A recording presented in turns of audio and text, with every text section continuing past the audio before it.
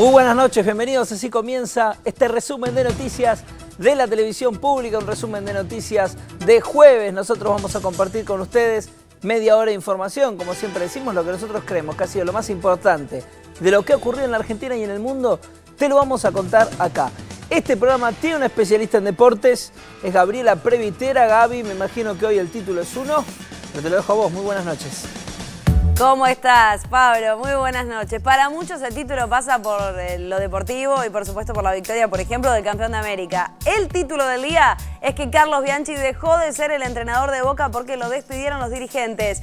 Y te voy a dejar una incógnita, ya hay un nuevo entrenador. ¿Ya tiene Boca un nuevo entrenador? Bueno, en un ratito nos lo cuenta Gabriela Previtera. Nosotros comenzamos ahora sí con toda la información. Vivimos hoy un paro convocado por las centrales opositoras y hay allí distintas lecturas. Por un lado, quienes lo organizaron hablan de un 85% de adhesión. Desde el gobierno dicen, muy por el contrario, que el 75% de los trabajadores no adhirieron al paro. La diferencia en porcentaje sobre el acatamiento al paro que hicieron Moyano y Barrio Nuevo por un lado y el ministro de Trabajo por el otro es tan grande que solo el ciudadano sabe cómo evaluarlo. Aunque todos coinciden con que el paro nacional tuvo un alto contenido político. Por la mañana, la inactividad ferroviaria de la mano del dirigente Pollo Sobrero, que mueve la mayoría de la masa de la gente, afectó directamente a favor de la medida de fuerza, aunque solo es Capital Federal. Al mismo tiempo, el ministro Capitanich, con datos nacionales, daba un 75% de no adhesión a la medida. Hoy, el 75% de los trabajadores manifestaron su voluntad de trabajar en el día de la fecha, no adhiriendo al paro propuesto por un grupo de sindicatos y de dirigentes sindicales opositores. Cuando uno observa claramente la posición, hay 20 gremios que efectivamente no adhieren y que tienen más de 30.000 afiliados. Los piquetes en la Panamericana y el corte del Partido Obrero en el Puente Pueyrredón aportaban lo suyo al paro de Moyano y Barrio Nuevo.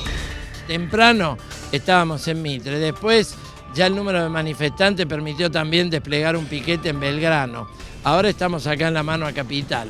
Creo que el piquete es grande, es exitoso y forma parte de los compañeros que han cortado en Panamericana, en Puente La Noria, en Gaona, en la autopista Gaona, en la rotonda de San Justo, en varios puntos de la capital. Es una izquierda muy activa. Promediando la tarde del día del paro en la ciudad, el panorama mostraba la mayoría de los comercios abiertos. Bares, restaurantes, shopping, con adición dispar en bancos. La actividad comercial fue casi habitual. A esa hora, Moyano insistía con un 85% de adhesión y decía que junto a Barrio Nuevo habían interpretado la bronca de la gente. Hacer un profundo agradecimiento a los hombres y mujeres, a los trabajadores en general, por haber decidido acompañar en forma muy, pero muy importante esta jornada de protestas que hemos realizado el día de hoy. A todos ellos, este aplauso se lo merecen. Con diferencia de minutos, el ministro de Trabajo dijo que esto no es paro general y mucho menos nacional, y detalló la concurrencia al trabajo en distintas zonas del país. No se puede decir que lo que hoy ocurrió sea un paro general, ni mucho menos un paro nacional. El aparato productivo del país funcionó normalmente.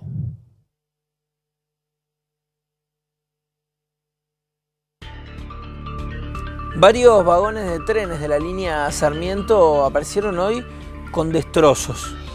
La presidenta Cristina Fernández calificó esto como un atentado y el ministro Florencio Randazzo acusó a dirigentes sindicales, mostrando incluso imágenes donde aseguraba se veían a representantes sindicales vinculados al Pollo Sobrero. Desde el sindicalismo negaron la autoría.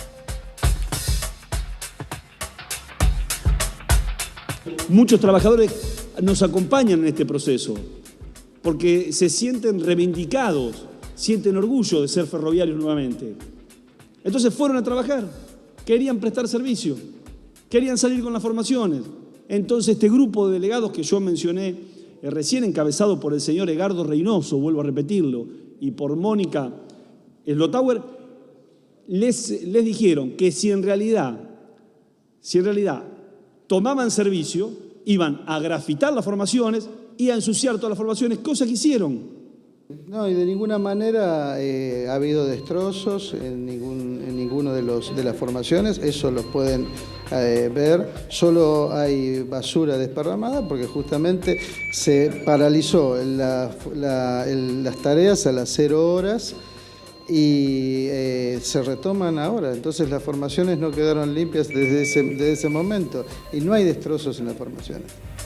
La situación del ministro no es solo un problema que tiene que ver con este hecho puntual, sino que están ante la masividad de un paro que fue muy, muy importante, que fue justamente el parate al ajuste que está propiciando el gobierno y que yo creo que también tiene que ver con ese estado de nerviosismo. Hay testigos de todo esto que nosotros estamos señalando, y aparte el mejor testimonio de lo que ustedes están viendo. No hay peor ciego que el que no quiere ver. Entonces, en la denuncia está sentado y narrado cada uno de los hechos. Vuelvo a repetirle, nosotros vamos a pedir el desafuero y el despido.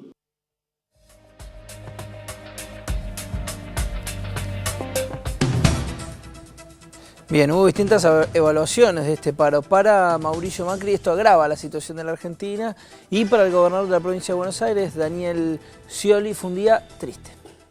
No estoy de acuerdo con el paro porque ya una Argentina que está en recesión, ya como dije en mis palabras, afectando el empleo de la gente, haciendo más pobreza a la Argentina, el paro lo agrava. Así que creo que los reclamos hay que plantearlos y juntos trabajar para encontrar una solución donde el gran protagonista hoy es el gobierno, que tiene que revertir sus políticas que han generado este nivel de inflación y dejar de tomar medidas y decisiones que afectan el normal desenvolvimiento. El tema piquetes, Macri, que están ocurriendo esta mañana. También mucho más en contra todavía estoy de los piquetes, porque si hay gente que no quiere adherirse al paro y quiere ir a trabajar, nadie tiene derecho a impedírselo. Yo comprendo los reclamos de los trabajadores, su derecho a la huelga, creo que es un momento muy particular, una coyuntura del país que necesita el compromiso y la responsabilidad de todos los sectores. Empresario, como lo he dicho acá, que la variable de ajuste no puede ser ni suspender ni echar a los trabajadores cuando hay un bajón en las ventas, y los sindicatos también priorizar el cuidado del empleo. ¿Piquete, gobernador, de los grupos de izquierda? Y es una expresión de violencia que va contra el derecho a circulación y a trabajar del resto de las personas.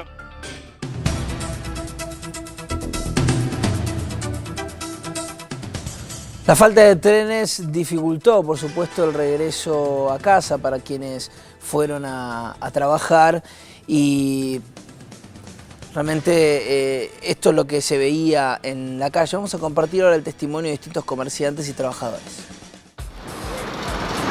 ¿Cómo fue tu jornada? No, fue normal como siempre, vine a trabajar como todos los días. ¿Sirve para algo el paro? No, en realidad no, en realidad lo único que hace es perjudicarnos a todos, porque son el 10% que están preocupados por el impuesto a las ganancias cuando nos hacen perder el día a gente que cobra la mitad de lo que cobran ellos. O sea, si Moyano tiene problemas políticos, que los solucione en las elecciones, no molestando a los trabajadores. ¿Cómo le resultó el día de hoy? Bastante tranquilo. Yo vengo de La Plata, pero me parece bastante tranquila. Hay algunos negocios que están abiertos y otras no. Pero muy tranquilo. A lo que yo vi, que no hay ninguna pelea, nada de eso. ¿Saca algo limpio de este paro? ¿Se logra algo? Sí, pienso que no. ¿Vos crees que el paro suma algo? Mirá, espero que sume algo. Que sirva para algo esto. La venta mala. Claramente mala porque no hay poca gente. ¿Entiendes? Pero la venta mala. A ver, ¿es por el paro o por la altura del mes? No, incluye el paro. Hay que ver que acá en esta zona donde no haya tren, el comercio prácticamente muere. Esto funciona debido a los trenes. ¿Sirve para algo el paro? Personalmente pienso que para nada. Y nosotros tenemos ahora más información en este picado de noticias.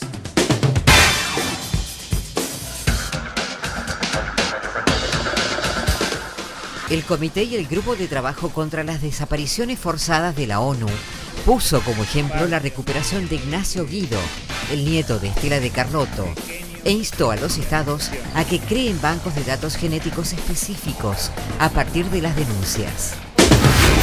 Al retomarse el juicio por la represión de diciembre de 2001, el gerente de seguridad de ese entonces del HSBC aseguró que se sorprendió por los impactos de bala en los vidrios de la entidad. Las audiencias se centran en la muerte de Gustavo Benedetto, quien falleció de un balazo en la cabeza en la vereda del banco. Del 1 al 5 de septiembre se llevará a cabo la semana de detección de cataratas en el Hospital de Clínicas. Los estudios se harán en forma gratuita a mayores de 45 años con pérdida de agudeza visual. En Paraguay, 2.250, de 8 a 11:45 horas. Este viernes se celebra la última audiencia del juicio por el homicidio de Matías Bragañolo. Por el caso, hay un policía imputado y 2 jóvenes acusados de las agresiones que causaron la muerte de Matías en la madrugada del 9 de abril de 2006 en el barrio porteño de Palermo.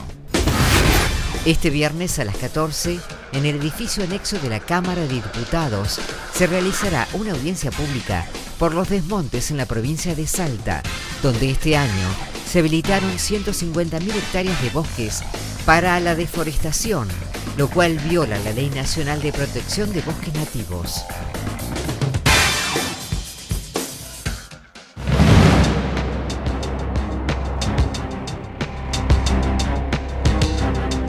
Tres personas fueron detenidas luego de un tiroteo que se produjo en el barrio porteño de Palermo, a metros del Botánico. El hecho ocurrió en horas de la tarde en la esquina de Scalabrini, Ortiz y Arenales. Uno de los delincuentes recibió un disparo en la pierna. Los delincuentes venían de asaltar un local de telefonía celular. El comisario de la Policía Federal, Jorge Baldo, confirmó que se secuestró una gran cantidad de celulares, dinero en efectivo y 4 armas de fuego. Los arrestados tenían antecedentes por robo. El ex juez español Baltasar Garzón felicitó a Estela Carlotto por la recuperación de su nieta. Derechos Humanos, aprovecho su amabilidad para preguntarle de una lucha que usted ha estado muy cerca, como la de las abuelas. Ha aparecido el nieto de Estela de Carlotto, también la nieta 115. ¿Cómo ha vivido estos acontecimientos? Yo la noticia la recibí en España, pero realmente fue una noticia mundial. La alegría y el júbilo incluso fue inmediato en todas las capas de la sociedad, porque reivindica mucho más la lucha de abuelas, la lucha de organismos de derechos humanos por la recuperación de la identidad y porque esas secuelas permanentes de la barbarie de la dictadura se vayan de alguna forma cicatrizando y reivindica la lucha de abuelas en forma permanente. Fueron unos días, están siendo unos días muy jubilosos y nos sirven para animar y continuar en esa lucha en defensa de las víctimas y por la recuperación de los nietos y nietas. El ministro de Economía, Axel Kicillof, habló frente al Consejo de las Américas y allí aseguró que la Argentina va a terminar su año con una balanza comercial en superávit, que el desafío es mantener la industrialización. La reindustrialización fue una política pública que consistentemente llevó adelante la Argentina. ¿Me quieren decir si es fácil o difícil? Es difícil.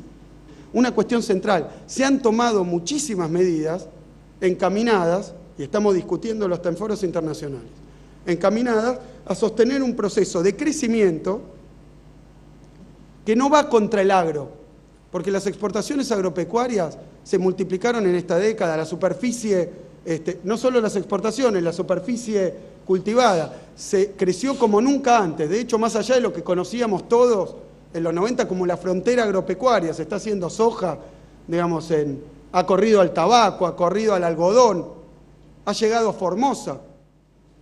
Entonces, el desafío es sostener ese proceso de industrialización. El desafío, las perspectivas, es qué podemos hacer los argentinos para que lo que hemos obtenido después de esa debacle de 2001, se mantenga y se mejore.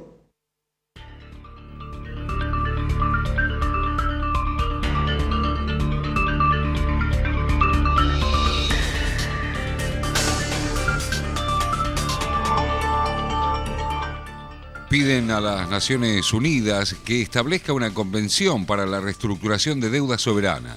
La propuesta viene impulsada por los premios Nobel de Economía Joseph Stiglitz y Roberto Solow, junto a otros intelectuales especializados en la materia, que firmaron una carta dirigida al secretario general de la ONU, Ban Ki-moon. En el escrito sostienen que los mercados de deuda soberana juegan un rol destacado en la economía global y aseguran que la crisis de estos países pueden interrumpir procesos de desarrollo de forma significativa. Entre los fundamentos para la creación de esta Convención de Naciones Unidas, los intelectuales destacan la necesidad de mejorar la coherencia, gobernanza y consistencia de los sistemas monetarios y financieros internacionales. Varios legisladores porteños anunciaron que van a denunciar penalmente a la Policía Metropolitana por el desalojo que se llevó a cabo el fin de semana pasado en el barrio Papa Francisco. Fuimos con el diputado nacional Pietragala, los legisladores Ferreira y Campagnoli, a hacer una denuncia porque además de que consideramos que el desalojo no es la respuesta para un problema de vivienda y que estas familias han presentado decenas de alternativas y propuestas, hasta planos de viviendas que han elaborado con profesionales de la UBA para solucionar esto de otra manera. También consideramos que la Policía Metropolitana nuevamente se presentó en el lugar de manera violenta, utilizó la fuerza de manera injustificada, de manera desproporcionada, tiró balas de goma, gases lacrimógenos, golpes a embarazadas, a familias, a niños, a los legisladores presentes, a los diputados. Y bueno, nos pareció importante hacer esta denuncia, además de la situación de desamparo en la que quedaron todas estas familias y que también consideramos que puede estar configurando otro delito penal. Bueno, nosotros ya presentamos las denuncias, presentamos fotos y estamos pidiendo a la gente que estaba en el lugar con cámaras, tanto de video como de fotografía, que nos acerquen pruebas para poder presentar de todo el accionar de la Policía Metropolitana y el desamparo en el que estaban todas estas familias y en el que siguen estando. La información del ámbito internacional nos lleva ahora a Estados Unidos. Al menos 140 personas fueron arrestados cuando participaban de una protesta frente a la Casa Blanca, en la que pedían a Barack Obama que pare las deportaciones y lleve alivio migratorio a millones de indocumentados. Los activistas realizaban una sentada delante del vallado que rodea la Casa Blanca, al tiempo que desplegaron varias banderas en las que le pedían al presidente de Estados Unidos que frene las deportaciones. La policía de Washington les dio 3 avisos para que se retiren, pero como no se iban, comenzó a esposarlos y arrestarlos.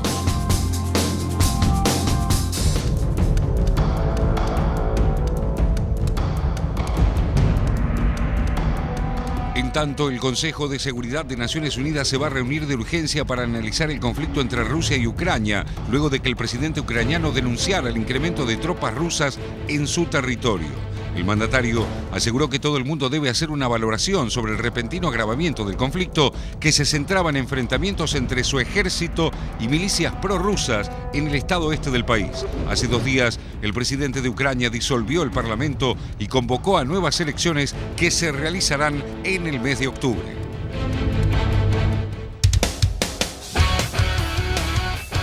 Deportes en este programa, Gaby, lo adelantabas al comienzo. Ya está clarísimo, Bianchi no está más en Boca, pero ya esa no es la noticia. Bueno, en realidad sigue siendo la noticia porque todavía no está la confirmación oficial, pero ya estarían avanzadas las negociaciones para encontrarle rápidamente un sucesor. Recordemos cómo fue la historia. Carlos Bianchi al mediodía de este día jueves se reunió con Angelici y con los dirigentes de Boca y la reunión arrojó como resultado que Bianchi seguía al menos un partido más, que es el que van a jugar el próximo domingo por la tarde, 18:15, frente a Vélez. ¿Por qué esto? Eso acordaron hoy temprano. Claro, esto lo acordaron al mediodía porque obviamente hablaron con el entrenador y él dijo que tenía fuerzas para seguir y que su decisión era por lo menos que lo dejen un partido más. Si él veía que en el próximo partido del fin de semana, del domingo a la tarde, no encontraba reacción, él presentaba la renuncia. Eso quedó así, quedó acordado. Bianchi seguía al menos hasta el fin de semana, insisto. Por la tarde estaba el entrenamiento vespertino de Boca. Se presenta Carlos Bianchi al entrenamiento y ahí le dicen, no, Carlos, volvemos a foja cero. Hasta acá llegamos, gracias por todo, estás despedido de la institución. ¿Por qué? Después lo iba a explicar el presidente en conferencia de prensa. Supuestamente los dirigentes, el resto de los dirigentes, le habrían planteado a Angelici que seguía a Carlos Bianchi y ellos renunciaban. Esto hizo tomar la decisión al presidente del club. Fue despedido Carlos Bianchi y ahora Boca tiene que afrontar el sueldo que tenía por delante. El contrato era hasta diciembre del año 2015. En diciembre de este año se terminaba el contrato y de esa manera no tenían que pagarle nada a Carlos Bianchi. Bueno, lo despidieron y ya hay un nuevo entrenador en vista. Sí. Se trata de un viejo conocido. Rodolfo El Vasco Arrobarrena sería el entrenador elegido por el momento. Dicen que ya está ahí. Dicen que falta solamente la firma. Los allegados a Boca rápido. En este momento que Se habría resuelve. terminado una reunión y que seguramente sería él decidido ya por la dirigencia. Y si no es él, hay otro nombre que sería el de Juan Antonio Pizzi. Vamos a compartir la manera en que nos enterábamos todos que Carlos Bianchi dejaba de ser el entrenador.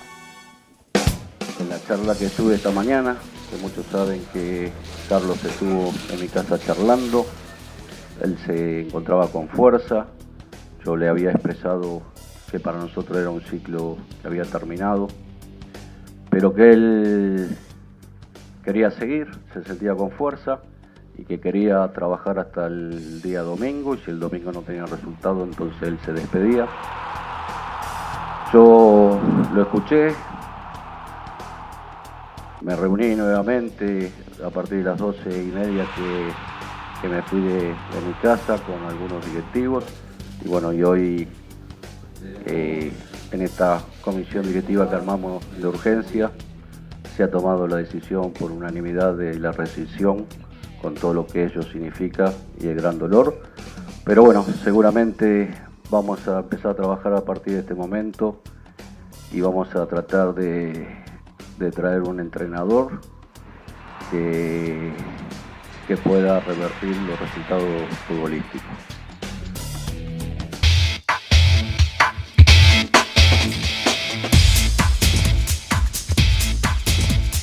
Esa fue la noticia del día entonces, Angelici informando que no seguía Bianchi. Si se hubiese ido el 31 de julio no tendrían que haberle pagado nada, directamente en común acuerdo se iba a ir. Continuó y por eso ahora tuvieron que despedirlo. El Vasco Arrobarrena sería el reemplazante y mañana lo harían efectivo.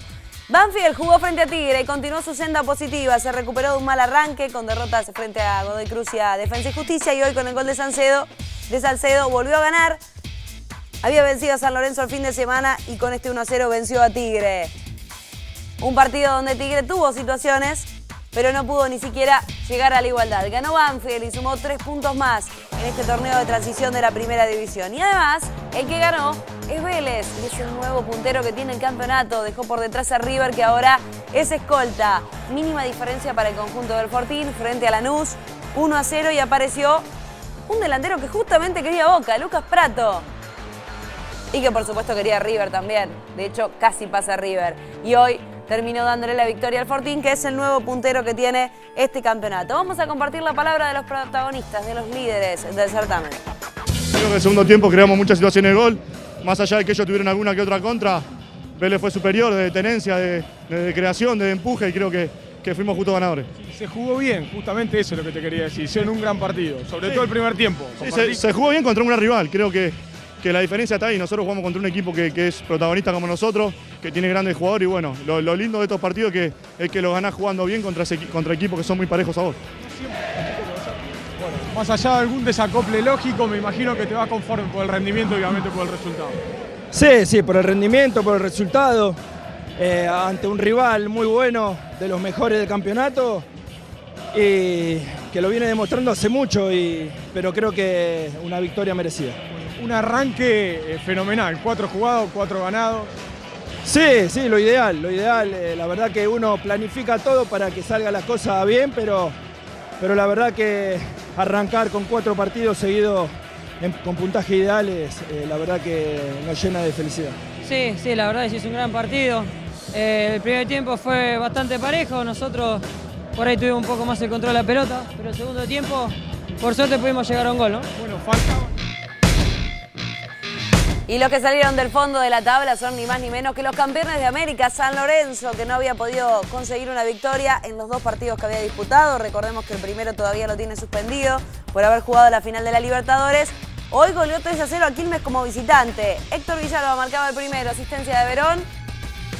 Y de esta manera el 1-0 a los 23 minutos de la primera etapa. A los 41 aparecía justamente Gonzalo Verón, tras la asistencia del delantero Mauro Matos, para decretar el 2-0 parcial.